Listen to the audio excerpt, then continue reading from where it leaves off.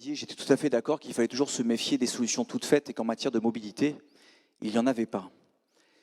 Mais je crois que notre monde politique sera toujours meilleur si l'opposition, la minorité, appelez-la comme vous voulez, est en posture de faire des propositions et pas simplement de critiquer les propos ou les propositions là-dessus. C'est le sens de nos interventions aujourd'hui.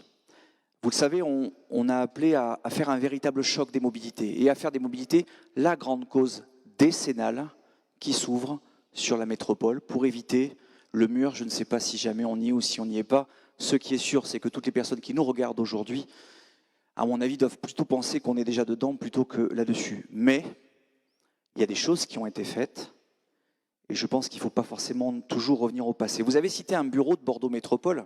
Alors d'abord, tout le monde n'était pas là à ce bureau métropole, il y a même des gens qui sont là depuis un peu moins longtemps. On avait parlé du métro. La clôture, si je me souviens bien, c'est la partie de la faisabilité financière qui avait notamment été un juge de paix. Alors un métro, c'est cher, mais moi je crois, pour reprendre vos paroles, Monsieur le Président, qu'un élu, non pas peut changer de position. Je pense que sur la base du travail sérieux qui a été fait par des associations, l'association de Bordeaux Métro par exemple, ou d'autres, il peut y avoir un cheminement de la réflexion qui se fait, c'est sain et c'est nécessaire. Lors des toutes premières rencontres avec le vice-président au transport, on a eu cette question du métro, avec finalement une double entrée. Pourquoi ça serait nécessaire et pourquoi diable toutes les métropoles, on va dire comparables à celle de Bordeaux Métropole, se tournent vers le métro, l'étendent, et pourquoi nous, on serait en incapacité de le faire. Ce que je crois, ce que nous croyons, c'est que le métro peut constituer le squelette, la colonne vertébrale du schéma des mobilités de la décennie prochaine. Pour joindre les deux rives, pour desservir des zones qui ne le sont pas encore, et aussi pour desserrer notre réseau de tramway qui en a besoin. Vous avez dit, Monsieur le Président et Monsieur le Vice-président, qu'on attendait 120 000 voyageurs sur le RER métropolitain. Pardon? Et les fiches actions disent un peu moins de la moitié. C'est un peu plus de 50 000 voyageurs et 120 000 montées-descentes. Ce n'est pas tout à fait la même chose, puisqu'on compte plutôt des voyageurs que des montées et des descentes. Et donc, ça ne peut pas constituer le seul élément. Je voudrais, pour clôturer là-dessus, parce que moi je suis personnellement, viscéralement convaincu de l'intérêt du métro, vous indiquer qu'une métropole que vous connaissez bien, dirigée par une majorité assez comparable à la vôtre, c'est Lyon. Lyon a décidé de ne pas faire de métro sur ce mandat. Mais Lyon, à travers le Sistral, vient d'ouvrir, il y a 2 jours, une grande concertation sur 4 lignes, n'en abondant pas tant, sur 4 lignes de métro. Et ce qu'on vous demande, c'est ça.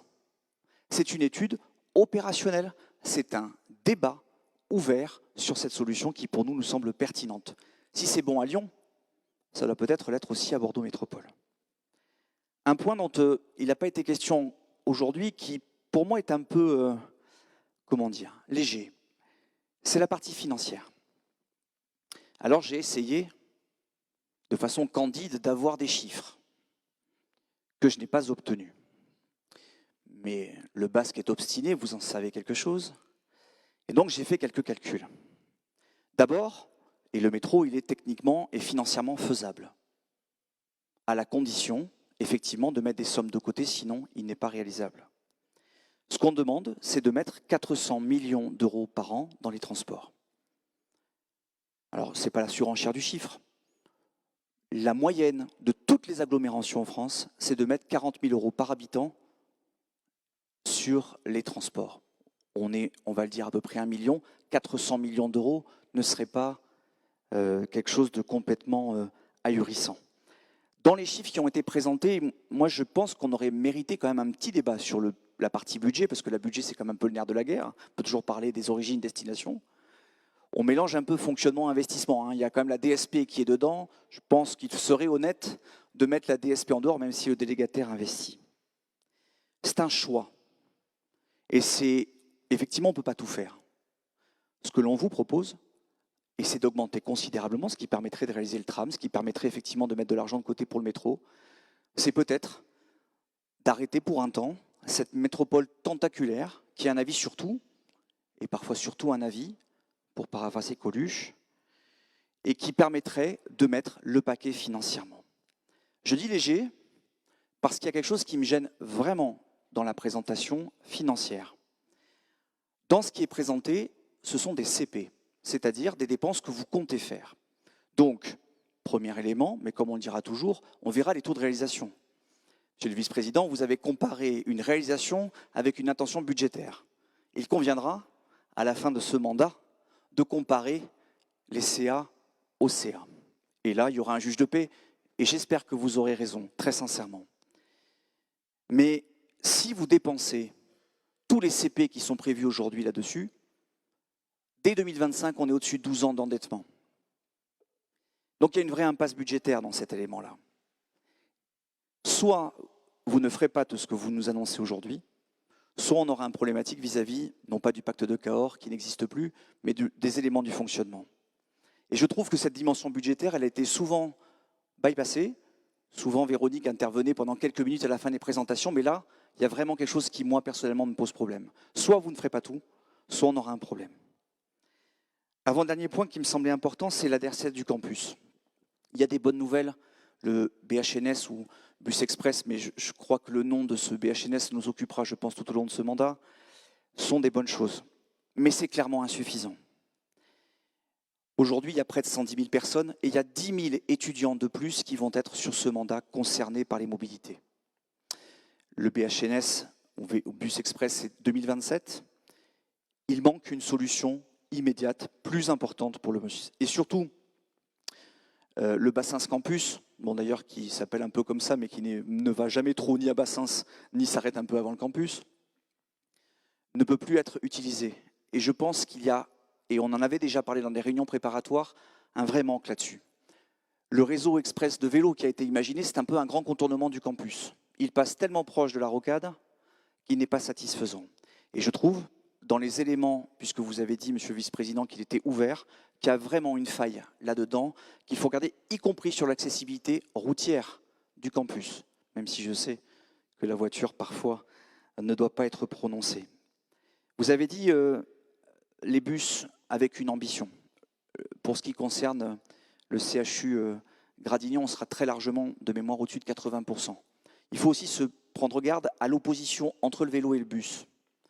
Aujourd'hui, on a trop de remontées sur des cyclistes qui nous disent que la cohabitation avec les bus, ça ne marche pas. Et donc, il va falloir aussi imaginer ces solutions-là. Je regrette, moi, que la solution des barreaux entre les différentes autoroutes ait été balayée d'un revers de main. Alors, j'ai entendu les interventions, on est dans un nouveau monde, c'est extraordinaire. Moi, ce que je crois, c'est que les études nous permettraient, pour relier la 62, la 63, peut-être que ça serait compliqué, peut-être que ça vous hérisse, je veux bien l'entendre, mais je crois qu'on doit une réponse beaucoup plus forte aux usagers de la rocade. Et quoi qu'on puisse en dire, le trafic nord-sud de notre agglomération est le tendon d'Achille de nos mobilités.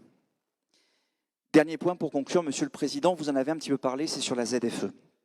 Alors, la ZFE est une loi qui vient d'être votée et je crois que tout le monde est favorable à cette ZFE. Mais si on est favorable à cette ZFE, on est, et on a eu l'occasion de vous le dire, résolument contre la méthode qui a été employée pour les premiers jours d'existence de cette ZFE. La méthode qui a consisté à présenter dans une conférence de presse de Bordeaux, par Madame la Première adjointe, et c'est tout à fait son rôle, des éléments comme étant acquis, concertés et validés. Monsieur le Président, vous avez parlé tout à l'heure de méthode. Il ne faut pas que ce beau projet, capital pour la santé publique, fasse l'objet, ou en tout cas continue dans ce sens-là.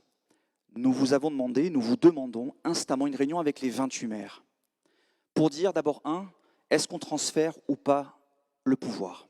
Je rappelle que la loi a prévu qu'on puisse s'opposer à ce transfert, mais au moins nous poser la question, puisque la présentation faisait état d'un accord, il ne me semble pas, à titre personnel, l'avoir fait. Savoir sur quel périmètre, d'où vient le périmètre intra-rocade. Personne ne l'a demandé.